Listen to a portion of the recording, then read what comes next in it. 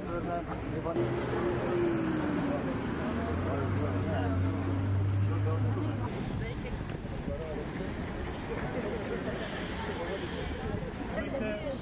şöyle amaçlıyoruz. İlk önce toplumları ilgilenmemiz gerekir. Bu bilinci oluşturmak için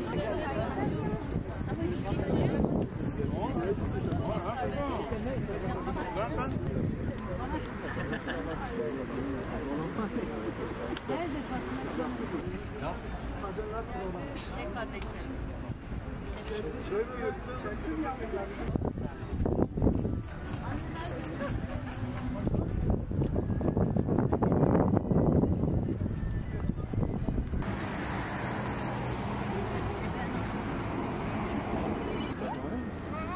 Koşarım. maşallah.